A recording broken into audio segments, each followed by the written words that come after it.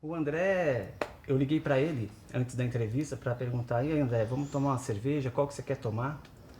E oferecendo, assim, achando que ele fosse fazer falar algum rótulo assim específico. Ele: não, cara, eu sou adepto da Estelinha mesmo, né? Aí eu falei, pensei no telefone: puxa, cara, o André é uma pessoa simples, né? Tal. Aí eu cheguei aqui, comecei a conversar com ele sobre mercado, bolsa, tudo. Aí ele falou: porque todo dia 20%, 20% do meu ganho diário eu coloco na Ambev. É isso mesmo, André? Exato. Aí eu entendi o quanto simples o André é. Inclusive, eu aprendi isso, né? Você falou que você fez a entrevista mais cedo com o Mauro Kalil, né? Eu assisti uma palestra dele muitos anos atrás sobre essa estratégia de escolher boas empresas com bons fundamentos, etc. E comprar sempre um pouquinho todo mês, depende se está subindo ou se está caindo, ou seja, pensando no longo prazo, né? E eu escolhi a Ambev para fazer isso. Então, o lucro que eu tenho, nos dias que eu fecho com lucro, óbvio, né? Já que é um dinheiro que foi feito do nada naquele dia, 20% eu boto em ações da Ambev. Então tá justificado. Prazo. Nós vamos pegar aqui nossa telinha, vou abrir aqui para você. Tá? E como acionista minoritário, eu não vou tomar cerveja da concorrência, né? O André. Saúde. Fazer um brinde, né? Seguinte. Conta um pouquinho da sua história, assim, como tudo começou, desde quando você começou a investir em ações, mas até antes disso, porque você tinha um emprego, né, muito bacana. Como é que foi toda... Na verdade, eu sempre tive um espírito empreendedor, né? Desde que eu era criança, né? Minha família não tinha condições financeiras, então sempre tive um espírito empreendedor focado principalmente no lado de vendas, de comércio, etc. Então, quando eu era criança, eu vendia coisas, brinquedos usados para tentar juntar dinheiro e comprar um videogame. Virei matéria uma vez do jornal Globo lá no Rio, eu sou do Rio, por conta desse hábito que eu tinha de ficar vendendo coisas velhas para comprar uma coisa nova. E fui assim ao longo da vida, né? Então, quando eu entrei na carreira de tecnologia, né, eu fiz processamento de dados na PUC do Rio, eu acabei naturalmente também indo para a área de vendas. E acabei tendo uma carreira de bastante sucesso em vendas, né? Então, nos anos 90, eu abri uma empresa no Rio que se tornou líder na época na área que a gente atuava, que era consultoria, uma plataforma de colaboração para intranet, internet. E essa empresa eu acabei vendendo para um banco de investimentos em 99. Acabei numa disputa com um banqueiro, né, que ficou sendo controlador da empresa. Acabei perdendo a empresa em 2000. E em 2000, 2 meses depois desse episódio, eu acabei vindo parar em São Paulo para trabalhar na Microsoft, porque eu já tinha um nome forte no mercado nos anos 90, né? Então, em 2000, eu estava na Microsoft, comecei uma carreira de vendas também no mercado financeiro. Era executivo no mercado financeiro, responsável pelos clientes, pelos grandes bancos, né, brasileiros. E, inclusive, um desses bancos era o Banco Itaú. Em 2002, isso foi em 2000 eu comecei na Microsoft. Em 2002, eu fechei um grande projeto no Itaú, que foi o Sistema de Pagamentos Brasileiro, que é justamente aquele sistema online de compensação de valores acima de R$5.000 em tempo real, etc., que hoje até o valor é muito mais baixo, é R$750, mas na época era 5.000, era um sistema crítico, etc. Eu sei que foi uma venda, além do impacto para a Microsoft Brasil em termos de mudar a percepção do mercado sobre os produtos da Microsoft para o mundo enterprise, foi uma grande venda em aspecto financeiro, né? Então ganhei o prêmio de melhor vendedor do Brasil e, inclusive, fui o maior vendedor de servidores Microsoft do mundo, com exceção do território americano. Esse prêmio era uma remuneração financeira? Sim, foi cerca de... O valor da época era para comprar um apartamento, era cerca de quase R$200.000 em 2002. que valeria hoje? Uns 700, 700, 800 por aí, né? Por aí, pela inflação. Um bom dinheiro, né? E tava com esse dinheiro em mãos, não tinha a mínima ideia do que fazer com essa grana. E, por outro lado, né, trabalhando na Microsoft, por conta dessa venda, uma das maiores do mundo, né, era um projeto extremamente crítico para o banco. Aí o banco exigiu compromisso formal da corporação, né, dos Estados Unidos. E veio para o Brasil, na época, o presidente da Microsoft em pessoa para se reunir com os executivos. Né? Não era o... Então, eu não lembro se foi o Bill Gates, porque ele chegou a vir para o Brasil naquela época, mas eu acho que para essa reunião especificamente foi o Steve Ballmer.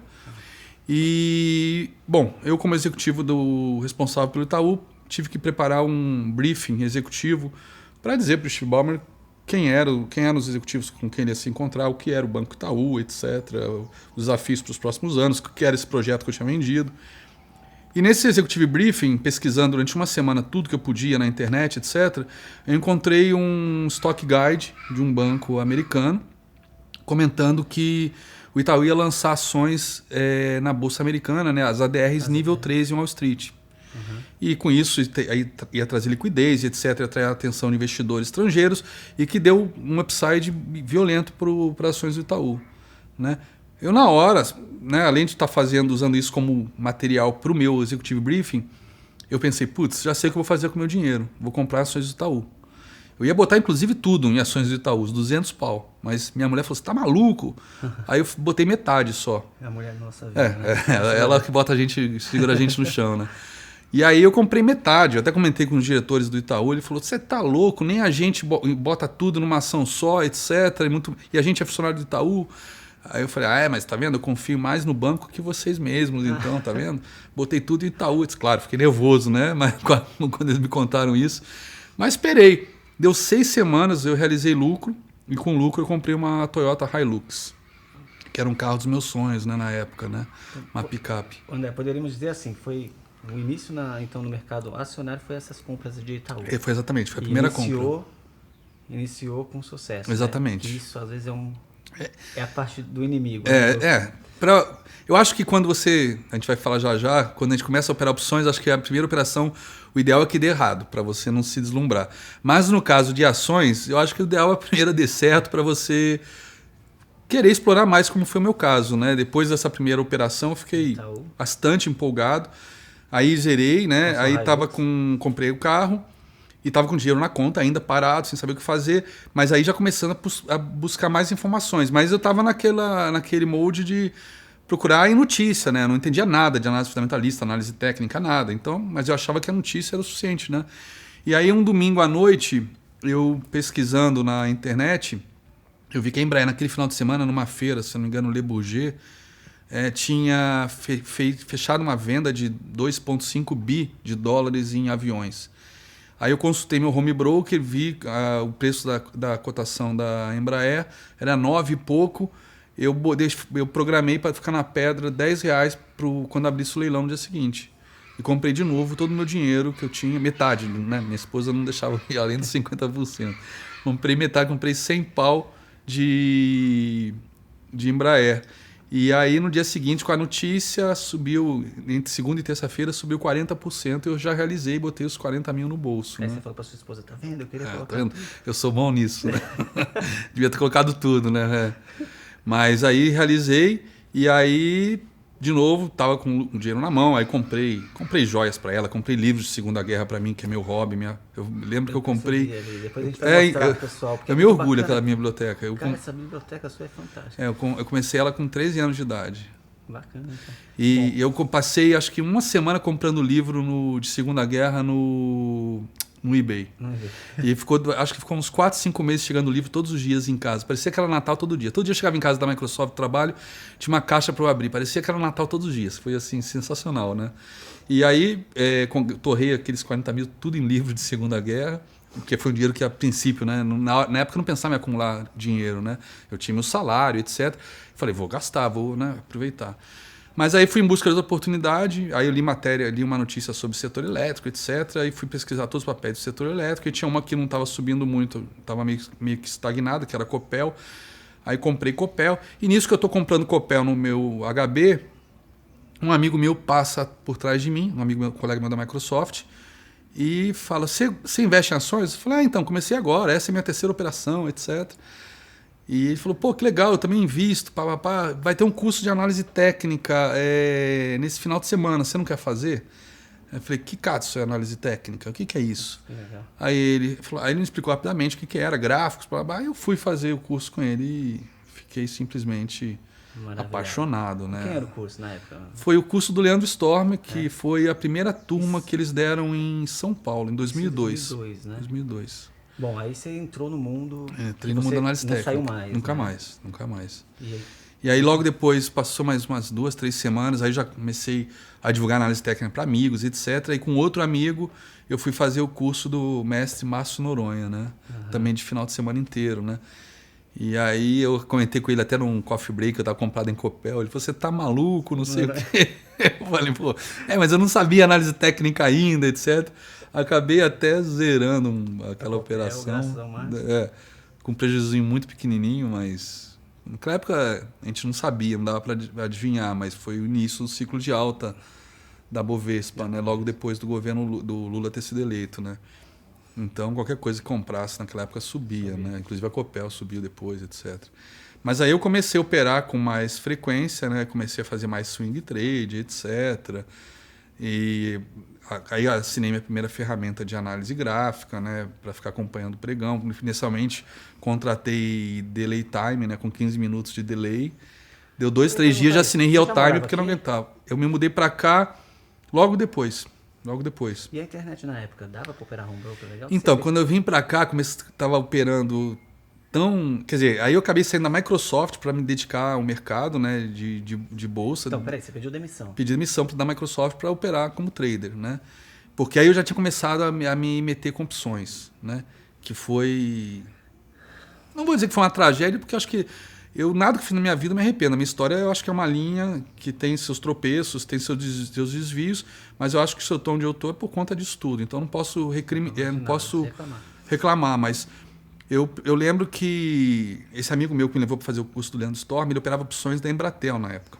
Ele acabou, inclusive, quebrando também. Ele pediu dinheiro emprestado e tudo. Ele, inclusive, ia fazer um MBA em Paris, no ENSEAD. Acabou perdendo, quer dizer, acabou depois ganhando bolsa, porque ele, quando foi cancelar o MBA, ele contou a história e deram bolsa para ele, etc. Mas ele perdeu toda a grana que ele tinha operando opções, né, na época. E qual a empresa que ele operou, que você falou? Embratel. E a sua, que você gostava? A minha Telemar. Eu comecei com o Telemar, que era número 1 do índice, né? Um determinado dia, eu botei a Telemar no home broker, as opções daquele exercício, e eu vi opções subindo 80%, 70% no dia. E eu falei, porra, eu tô aqui matando por causa de 3% de uma semana com papel. Né? Zerei na hora, nem lembro, pra ser honesto, se estava dando lucro ou prejuízo aquele swing. Eu sei que zerei, comprei opções do Telemar, um lotezinho.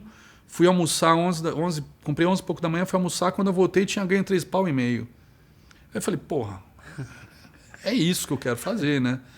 Aí eu sei que eu comprei 40 mil de tarde e fui para casa, era uma sexta-feira. Na segunda, quando eu cheguei, tinha só 18 mil na conta. Quando abri o mercado, papel, ação, no mesmo valor, e as opções tinham caído de 40 mil, o que eu comprei, em 18 mil. Mesmo dia. No dia seguinte, na segunda. Falei, como é que pode? O papel está no mesmo preço, a opção caiu, quer dizer, eu não tinha a mínima ideia de teta, delta, gama, arroz, isso aí para mim não existia. Para mim, opção, se a ação sobe, a opção sobe também muito mais. Não tinha nenhum conhecimento, né? Como a maior parte das pessoas se metem com isso. E aí, tinha reunião, cancelei, fiquei na sala de reuniões o resto do dia acompanhando, vendo aqueles 8 mil se evaporar e perdi os 40 mil. Nesse momento começa já o emocional, já a trabalhar, exato. Né? Mas aí eu falei, pô, deixa eu tentar aprender isso. Aí comecei a aprender técnicas de stop. Enfim, fui atrás desse conhecimento depois da casa arrombada, né? Que fui botar tranca. Mas aí comecei a operar opções, comecei a ganhar alguns dias, outros dias não, etc. Mas aí haviam dias que eu ganhava o salário de um mês de Microsoft com opções. E aí eu falei, pô, tá na hora de eu parar. Tá na hora de eu parar e me dedicar a isso, né? E aí vim para cá, para Granja, me mudei para Granja. Não tinha internet. Contratei uma antena, um serviço da Embratel de internet via satélite, que na época, em 2004, custava R$ 1.500 por mês, para você ter uma ideia. Só para operar. e ficava operando opções em casa, né? E fui assim durante um ano praticamente, né? Então tinha dias que eu perdia 40 mil, tinha dias que ganhava 40 mil, tinha dias que perdia 30, tinha outros que ganhava 20. Nossa, cara, Era uma loucura, coisa que hoje eu não faço mais nem a pau, né? Mas na época, para mim, era realmente aquilo. Naquela época era um jogo, era um cassino aquilo para mim, porque perder 40 mil num dia pro capital que eu tinha, que era aqueles 200 mil iniciais, uma insanidade, né? Você perder. Mas também no outro dia ganhava de novo, e era nessa montanha-russa, né? Mas com isso fui meio que pegando o comportamento da ação da Telemar, etc. E aí até que veio aquele dia fatídico que ela chegou num padrão gráfico que, para mim, era um padrão que eu estava esperando, que sempre que chegava naquele padrão, realmente ela explodia. E aí aquele dia eu falei, é agora que eu vou lavar a égua, né? Agora que eu vou entrar pesado e vou recuperar o que eu perdi e vou ganhar muita grana para ficar tranquilo. Porque qual era o meu plano? Era chegar, eu tinha feito aquela continha de se eu ganhar tantos por cento ao mês, pá, em 3 anos eu tô com 2 milhões, etc. Porra, eu quis acelerar esse processo com as opções. Então eu falei, agora que eu dou aquela porrada, eu prometo, dando essa porrada, eu volto pro swing de ações, tranquilo, blá, blá, blá. Era o que eu queria. Eu não queria ficar nesse estresse o resto da vida com opções, que eu estava há 1 ano já. Enfim, deu tudo errado, né? Eu acabei, naquele dia, para variar, saindo na mínima, né? Na mínima com quase que perda total, né? Quase conta zerada. Conta zerada. E esse dia que você me contou, né? Parece que você saiu na mínima e depois, mínima, se você não saísse na mínima, você teria ganhado quanto se você deixasse, esquecesse? Se eu tivesse ficado até o dia do exercício, né? Que foi a conta que eu faço teórica, teria dado 13 milhões. Só que é conta teórica. Não, é conta teórica, porque hoje conhecendo, eu tenho estudado muito o lado emocional para dar aula, mas conhecendo principalmente o meu lado emocional, me conhecendo, tenho certeza que eu nunca ia botar a mão nessa grana, porque se por acaso eu conseguisse segurar e zerasse meu prejuízo, talvez eu saísse no 0 a 0, me ajoelharia no chão, levantaria a mão para o céu e falar, Deus, obrigado por ter me devolvido meu dinheiro. Se é que eu ia chegar nesse ponto. Talvez se eu chegasse recuperar 50% do capital, no primeiro candle vermelho de queda eu já ia zerar, desesperado, falei, deixa eu botar no... Porque realmente o emocional estava destruído. Ficar até o dia do exercício, né, vendo o papel subir, as opções valorizar, é teoria, porque o emocional não ia aguentar. Você acha que eu ia conseguir dormir posicionado depois daquele dia? Né? Tudo bem que naquele dia mesmo eu teria recuperado tudo, mas... Enfim, é teoria. Hoje, uma das coisas que eu mais me dedico a chamar a atenção dos meus alunos é para esse aspecto emocional. Ele realmente é 80% do segredo, com o controle emocional. Uma das coisas que eu mais me dedico hoje com os meus alunos é trabalhar o aspecto emocional, né? Porque eu vivi isso na pele, né? Eu senti isso da ganância de querer ganhar muito rápido, o medo, eu senti essas emoções e ainda sinto isso eventualmente, né? Se eu começo a bater mais pesado quando eu estou operando, é natural que eu comece a ficar mais tenso e muitas vezes saio até do plano por conta disso. Então, eu chamo muita atenção dos alunos para o aspecto emocional, que é 80% do segredo, né?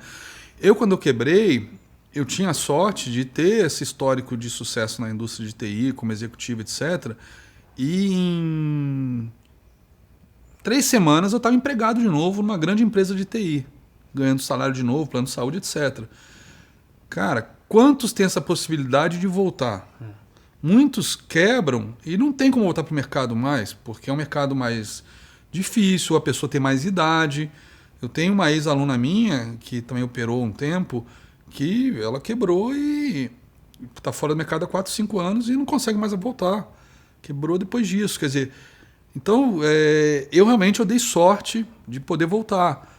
E com isso, acho que talvez o impacto destrutivo, né, de eu ter quebrado, apesar das coisas que eu passei, né, eu comento com os alunos que muita gente fala, eu perdi um carro, perdi uma casa. Putz, realmente, perder uma casa é terrível, perder todas as economias é terrível. Mas minha mulher teve nosso primeiro filho, o filho, o Mateu, no hospital público, porque eu não tinha dinheiro para pagar o hospital. Depois que eu quebrei, ela estava grávida. Olha que doideira. Então, quer dizer, mas depois arranjei emprego rápido, etc. Enfim, nem todo mundo tem essa segunda chance. Eu sei que eu voltei para a indústria de TI, continuei envolvido com o mercado financeiro, né, continuei acompanhando o mercado diariamente. Nessa de acompanhar o mercado diariamente, né, amigos meus do trabalho viam eu de vez em quando olhando gráficos, etc., perguntaram o que era aquilo. Resolvi um dia dar uma aula para eles, foi muito bem recebida. Acabei replicando aquilo por mais umas 6 turmas dentro da empresa e outras empresas parceiras, né? Fiz na Cisco, fiz na IBM, etc. Foi eu sei. BMF, não foi? Oi? Então, aí eu eu comecei a dar aula na CMA em 2007. E fiquei dando aula na CMA de 2007 até cerca de 2012. E em 2012, início de 2012, eu fui convidado para dar aula no Instituto Educacional BMF Bovespa, onde eu sou professor titular de análise técnica com muito orgulho. Eu sou apaixonado por dar aula de análise técnica. E, dar aula de análise técnica na BMF Bovespa, para mim é uma honra, né? Tanto é que eu falo com o coordenador, né? Eu falei isso a primeira vez, quando ele veio falar de honorários, né? Eu falei, olha, você nem precisava me pagar para dar aula aqui, eu daria aula de graça. Ele falou, opa, deixa eu anotar isso. Eu falei, não, mas agora já que estamos falando de dinheiro, vamos continuar. Mas para mim é uma honra dar aula. Eu adoro as pessoas que eu conheço, abriram muitas portas para mim. André, como é que é a sua relação com os alunos hoje? Porque você falou que tem uma relação com alunos. Sim. Então, assim, o investidor que quiser te achar assim pela internet, como é que ele faz? Assim, como é que acompanha ao vivo? Na verdade, eu dava aula na BMF e mantinha contato por e-mail, nada estruturado, né? Não fazia nada além disso, né? E pronto. Só que finalzinho do ano passado, em dezembro, um pouquinho antes do Natal, o André Moraes da Rico me convidou para uma entrevista na Rico, que foi muito bem recebida, estourou, né? Foi um sucesso, como diria assim. E naquele dia mesmo, à noite, quando eu saí da corretora, da hora que eu saí da corretora até chegar no meu carro, já tinha 150 pessoas me adicionando no meu Facebook. Mas era meu Facebook pessoal, onde eu botava foto das crianças, da família, etc. E aí, em janeiro, comecei a dar uma série de palestras lá para a corretora do André, palestras da série Indicador, etc. Mais pessoas foram me adicionando. Quando eu vi, eu estava com 2.000 pessoas me acompanhando no Facebook, né? E começou eu ficar com essas pessoas durante o pregão ou depois do pregão, ficava às vezes até 1h, 2 da manhã, final de semana. Uma vez minha mulher ficou pé da vida comigo, eu fiquei 6 horas com um cara da Bahia no telefone. Ele deve ter gasto uma nota, ele me ligou da Bahia, ficou 6 horas contando a sua experiência na bolsa, etc. E isso foi acontecendo, passaram-se meses eu nesse ritmo, né? Tanto é que eu fiquei meio até de bode, ficou um negócio exaustivo, né? E muitas vezes eu até perdi oportunidades no pregão porque me chamavam em chat no Facebook, etc. E eu ficava conversando, dando uma orientação. Invariavelmente as pessoas que me chamavam, talvez por conhecerem a minha história, né? Essa história de ter quebrado, tudo que a maneira como eu dei a volta por cima em 2008, operando durante a crise, vendido, etc. Acho que isso fez com que as pessoas que estavam com dificuldade ou que estavam quebrando ou quebradas me procurassem para conversar, né? Isso aconteceu muitas vezes. Invariavelmente eram histórias muito tristes, eu ficava às vezes envolvido, ficava conversando. Pensando. Eu estava no México dando aula pela BMF há 2 meses atrás e uma pessoa me chamou de noite para dizer que tinha perdido tudo, 800 mil reais que ele juntou durante 6 anos, perdeu em 3, 4 meses. Né? E tinha dinheiro da família envolvido, não sabia como contar. São histórias assim que eu ouço a todo momento. Semana passada eu vi uma dessas, semana atrasada eu vi 2 histórias desse tipo. Então, isso é uma coisa que me deixa muito triste, né? Ver tanta gente perdendo a oportunidade de usar a renda variável, a bolsa, para melhorar de vida, para ganhar dinheiro, para ter uma aposentadoria mais tranquila, para melhorar o padrão ou para desenvolver uma nova profissão. Eu vejo, por questão de falta de controle emocional, jogar tudo isso fora. André, o que a gente pode esperar da palestra sua no Investidor Extraordinário? O que você está pensando para... Então, como eu falei, eu tô hoje em dia, uma frase que eu digo, né, com todo respeito a todos os professores de análise técnica, até porque eu sou um, né, mas eu gosto de falar, cara, análise técnica é uma coisa fácil. Tão fácil que eu acho que, eu falo brincando, qualquer idiota ensina e qualquer idiota aprende. Não é complexo, não é difícil. O problema é o lado emocional. Ah, Então, talvez o que eu vá abordar com mais ênfase nessa palestra vai ser justamente esse lado das finanças comportamentais, que eu acho que é o pulo do gato, junto com gestão de risco, etc. Né? É um tripé. Análise técnica, para quem quer ser especulador, quem quer ser trader, swing trader. Eu não estou falando de investimento de longo prazo, tipo que eu faço com a Ambev, que eu compro, não quero nem saber se está subindo, está caindo, eu não estou olhando suporte, não estou olhando resistência. E se entrar nesse de baixo, eu não vou zerar, vou continuar comprando mais todo dia um pouquinho, bem na linha aí do que o Mauro Calil prega, né? Mas swing trade, day trade, tem que ter um controle emocional, tem que ter gestão de risco e tem que conhecer análise técnica. É um tripé. Se tirar uma das pernas, não fica de pé, cai. Não tem jeito. André, acho que até o vídeo já vai ficar no tempo do nosso formato. Eu queria agradecer muito, a gente vai continuar essa conversa aqui tomando. Eu quero agradecer a sua a entrevista e principalmente, né, como palestrante, né, que você aceitou.